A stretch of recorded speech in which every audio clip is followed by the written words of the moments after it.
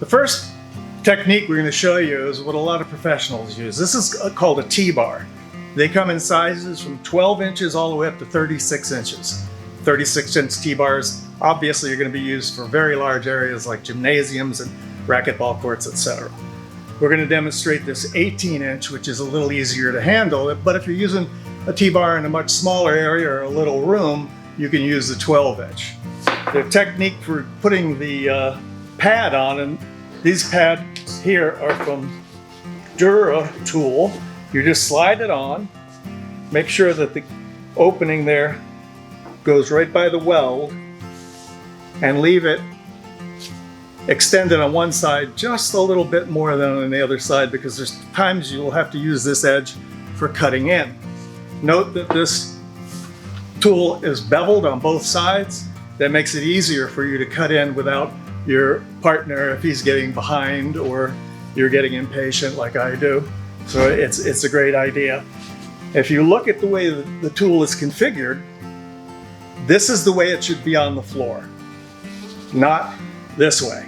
That's important because it's engineered to create a little wave in front of the tool, right in front of the applicator pad here, and put the finish down more evenly and much more smoothly. These come in a lightweight and they come in a heavyweight.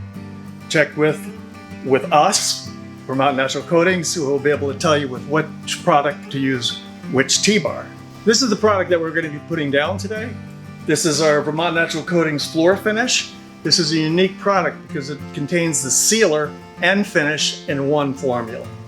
We're going to finish 3 coats. The first coat we're going to put down, because this is a water-based product, there may be some grain raised, just a little bit of roughness to the floor after you put the first coat on. And we'll talk to you later about how to remedy that, basically by buffing it out. And at this point, we're going to have Andrew pour a line all the way down the room, and I'm going to go behind him, take some of the excess, and cut in the perimeter.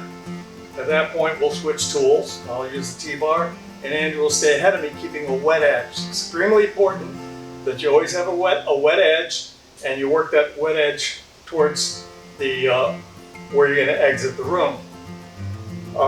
You don't want to press down too hard with the applicator. You want to make sure it's very, very consistent. And remember always to pull the finish with the grain of the wood. You don't want to go across the grain or at any angles. It will show up if there's canned lights, halogen lights, LEDs, lots of sunlight coming in the house. So with the grain, and you'll notice when Andrew starts to pour the next run, he's always going to pour the finish in a wet area, not going to pour it on dry wood.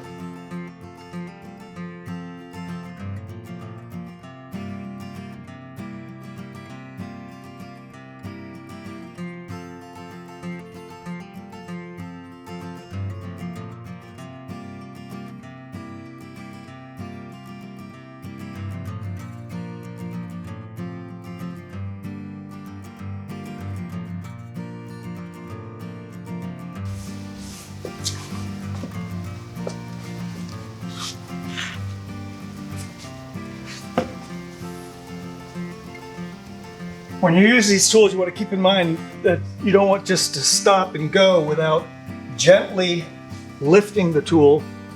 And when you put it back on the floor, you want to gently land the tool.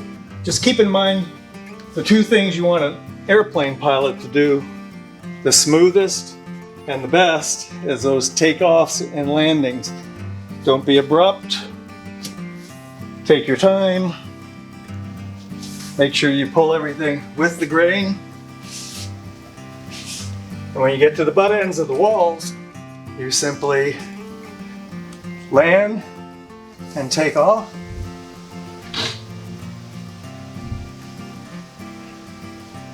When we get to the end, we're going to make a turn, bring it back, squeegee it out a little bit, and we're going to pull that turn out so you don't see it.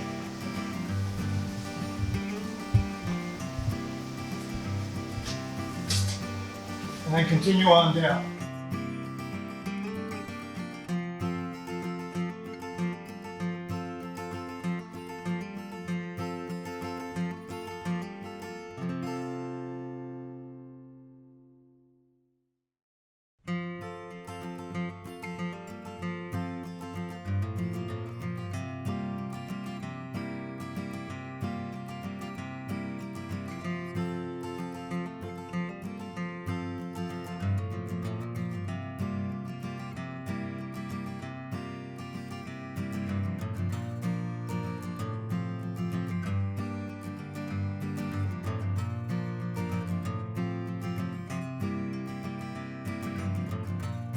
So we gave this about 2 hours to dry. It's kind of humid today, so we'll see if we're ready to put the next coat on. What I'm gonna do is take a piece of 220 paper, and I'm just gonna abrade it gently.